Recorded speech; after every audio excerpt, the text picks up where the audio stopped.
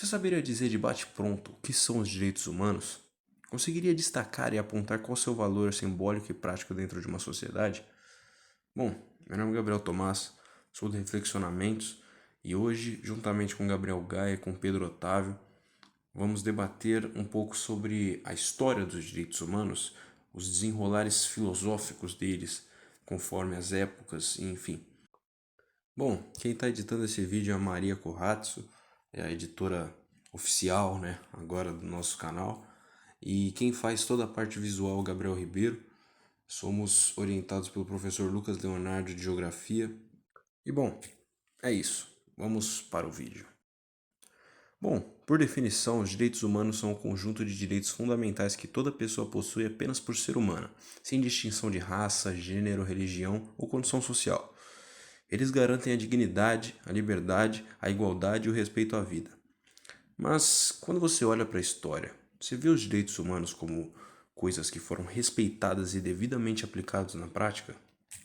Um dos primeiros registros de uma concepção similar aos direitos humanos foi o Cilindro de Ciro, uma escritura que citava os feitos de Ciro, o Grande, quando ele, ao chegar e tomar posse da Babilônia, libertou os povos escravizados, restaurou os antigos templos e santuários para preservar a religião individual de cada povo e permitiu povos que não pertenciam àquela terra a voltar à sua terra natal. Mas o Cilindro de Ciro nunca foi uma diretriz irretocável a ser seguida desde sua gênese. Massacres e guerras que sucederam à época de Ciro são a maior prova disso. As guerras góticas, a guerra de Cartago, o massacre de Mileto são provas de que os líderes ainda massacravam e escravizavam pessoas de acordo com o que lhes convinha territorial e politicamente. Foi só em aproximadamente 1215 que a Magna Carta foi reconhecida com legitimidade pelo rei da Inglaterra da época, o rei João. A Magna Carta delimitava o poderio dos reis em relação ao povo, estabelecendo ao povo direitos fundamentais e justiça. Mas, a despeito de toda sua importância histórica dentro da contemporaneidade que ela está inserida, a Magna Carta pouco importou. Tivemos a Guerra dos 100 Anos, a colonização e apropriação de territórios e de povos originários, juntamente com uma subversão completa de suas culturas, a Inquisição Espanhola, os navios negreiros e, bom, dentre milhares de outros exemplos. As necessidades de poder ainda subvertiam os direitos humanos como direitos verdadeiramente respeitados e imutáveis. Com todos esses massacres e derramamento de sangue infindável, surgiu a Revolução Francesa, e com ela o que foram chamados os direitos naturais do ser humano, garantindo que aquilo não era uma concepção e sim algo natural, intrínseco à humanidade enquanto raça. Pregavam a liberdade, a fraternidade e a igualdade. Mas, se você conhece o mínimo sobre a Revolução Francesa, você provavelmente conhece o governo do terror de Robespierre e depois o Império de Napoleão, que foram verdadeiras afrontas a essa constituição de direitos naturais do cidadão. Depois do fim da soberania de Napoleão, a Europa debateu que os direitos humanos eram essenciais, mas continuaram invadindo e colonizando países, explorando seus territórios e riquezas para o seu próprio benefício. Foi esse conflito de interesses que originou a Primeira Guerra Mundial, e com ela, uma subversão completa de valores nacionalistas e morais que valorizavam a própria pátria como soberana mais do que a integridade dos direitos do ser humano surgiu. Depois do fim da Primeira Guerra, foi criada a Liga das Nações, que tentou conter com o Tratado de Versalhes as crueldades e as ambições da Alemanha, país responsabilizado pela Primeira Guerra. Mas a Liga das Nações não contava com as problemáticas desse conflito, porque dele decorreu a ruína psicológica da Alemanha enquanto nação. E essa ruína gerou um dos maiores genocidas de todos os tempos. Um ser humano que verdadeiramente pôs à prova a existência de conceitos morais e direitos humanos. Adolf Hitler. Hitler, com seu massacre de metade da população judaica da Terra, foi a maior prova de que os direitos humanos são relativos quando defrontam as ambições políticas megalomaníacas. Com o acúmulo de problemas sociais, culturais e religiosos criados pela divisão de países desenvolvidos e sua relação com os não desenvolvidos, sendo ela totalmente exploratória, os direitos humanos só são efetivados quando as pessoas que sofreram desses problemas são finalmente reconhecidas por apenas sendo o que sempre foram. Seus direitos foram reivindicados após o massacre generalizado da Segunda Guerra, depois de pessoas terem sido torturadas imortalmente. Mas depois da surgência da garantia dos direitos humanos, com ela já estabelecidos, a humanidade conseguiu mantê-los.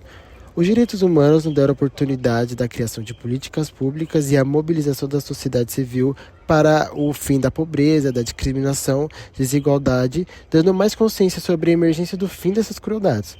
Porém, grandes líderes viveram um processo de dependência dos problemas sociais para aumentar o seu poder e resultado. Pois assim, ele conseguiu manter as limitações de conhecimento das pessoas obrigadas a serem a favor de forma cega, nem sempre, as suas ações ditatoriais, se não obedecia, sofrer. Isso não acabou. O ser humano, sempre que atua em interesse próprio para a expansão de território e poder, tende a infringir os direitos humanos. Como a Guerra Fria, é um ótimo exemplo. A Guerra Fria foi uma disputa de poderes protagonizada pelas duas maiores nações do mundo, época que infringiu muitos direitos humanos e visou a evolução tecnológica acima das consequências econômicas e sociais da população envolvidas na disputa. Algo que foi criado pela própria população reforçando como um ato de patriotismo, ou seja, fica claro que sempre é uma forma de deturpação dos conceitos que agem no benefício de opositores com estilo de vida, ideologia, senso crítico, são os vilões que quebram o documento dos direitos humanos terão de impedir. Como citamos antes, uma nação com instabilidade ideológica, crises econômicas e um povo desesperançoso foi palco para um dos maiores domínios genocidas solidificados por pós-verdades da história. Foi um povo que foi alienado para ter apenas um pensamento ideológico, justamente por conta desse condicionamento mental que o pós-Primeira Guerra e as crises fizeram. Então a problemática vem quando este fenômeno de polarização ocorre. Isso gera identidades como vieses e superfície fértil para gerar cultura de massa, deturpando a informação, conceitos ideológicos e, consequentemente, os direitos básicos do ser humano. Mesmo sabendo disso, infelizmente a história se repete, ou pior, fica cada vez mais absurda.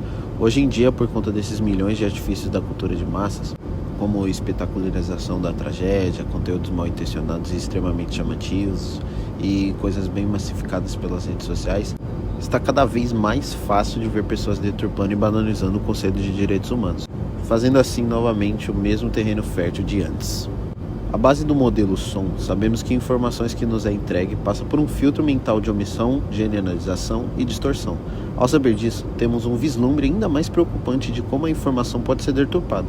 Hoje, com a proliferação da cultura de massas por meio do maior canal de comunicação e informação, gentilmente apelidado de internet, as coisas passam por ainda mais filtros, mas agora sendo intencionalmente modificadas para serem facilmente transformadas em pós-verdade, transformando assim a internet num palco de polarizações que subverte conceitos básicos como democracia e, em sua última instância, os direitos humanos. Com base nesses dados, abre-se o espaço para uma questão: será que os direitos humanos são algo acessível a todos? É evidente que quanto mais o indivíduo prevalece numa classe dominante, tem acesso a itens, espaços e informações exclusivas, é evidente que a classe dominante tem mais influência em políticas públicas e legislações, moldando leis e instituições de forma a perpetuar seus privilégios. Já o grupo marginalizado, por outro lado, tem menos voz para exigir os seus direitos básicos e mudanças estruturais, além de que fatores como racismo, sexismo e classicismo acabam criando barreiras adicionais. Um exemplo disso são minorias étnicas ou comunidades pobres que podem acabar enfrentando violência policial ou negligência estatal, violando os seus direitos humanos e a segurança e a igualdade. Os direitos humanos, apesar de serem universais em sua concepção, são frequentemente mais acessíveis à classe dominante devido a diversos fatores, sendo eles desigualdade econômica, política ou social. A luta por direitos humanos igualitários continua sendo um desafio global, exigindo mobilização coletiva e mudanças sistêmicas. Com tudo isso, prevalece uma pergunta: até onde vão os direitos humanos? Até onde eles são apenas palavras? Até onde um humano é verdadeiramente respeitado e não é vítima de guerras e conflitos políticos, da ganância das classes dominantes, além dos preconceitos que destroem suas vidas? A perversidade humana, principalmente ligada à ganância e à megalomania por poder, é a principal barreira que nos limita do consenso absoluto dos direitos humanos. Voltemos às pautas citadas rapidamente antes, e vamos falar da religião e o poder na esfera política e social exercido por ela ao longo dos milênios, por exemplo. E juntamente vamos debater o papel da moralidade nesse sentido. A religião é com toda certeza a razão para a redenção de inúmeras vidas, também o motivo central pelo qual lutar cada dia para muitas pessoas. Mas, muito por essa razão, pessoas que almejavam poder político galgaram posições altas na religião sob pretextos santos, utilizando a fé das pessoas como escadaria para seu poder político e obtendo em última instância até mesmo o poderio de comandar inquisições, como o Tribunal do Santo Ofício e a cruzada sob a bandeira da Igreja. As consequências das ações desses indivíduos são inúmeras, como as bruxas de Salem, perseguição de importantes cientistas como Galileu Galilei e Nicolau Copérnico, filósofos como Giordano Bruno, além dos preconceitos que se geraram pela Igreja a condenar determinadas culturas, religiões, raças e gêneros, que se tornaram estruturais na moralidade das pessoas, promovendo uma subversão dos direitos humanos no jeito de se pensar. Essas ações gananciosas reverberam até hoje. Se vemos gays sendo assassinados hoje em dia, em parte são ecos do passado, uma discriminação estrutural que é passada adiante inconscientemente, pois foi incrustada na cultura das pessoas. A moralidade, assim como os direitos humanos, foi profundamente subvertida, seguindo fluxos dos interesses de poder dos seus subversores. Também podemos ver uma subversão dos direitos humanos na esfera referente ao jogo político, sendo a Segunda Guerra um exemplo claro disso. Hitler se criou em cima de uma nação economicamente derrotada, com a moral lá embaixo, impotente na esfera política e até mesmo no poderio militar. É extremamente fácil manipular um povo fragilizado e perdido, e Hitler, com toda a sua astúcia e frieza, utilizou desse ego ferido da população para ascender ao papel de líder da nação, e com isso comandou um dos maiores genocídios da história da humanidade, sendo apoiado por seus cidadãos quase que integralmente. Utilizando exemplos atuais, temos a guerra da Ucrânia contra a Rússia, onde Putin, por simplesmente não aceitar uma medida que desfavoreceria o seu poderio, está comandando um massacre de milhares de pessoas alheias à guerra, com a aprovação ímpar de seus cidadãos e com a sua popularidade crescendo cada vez mais.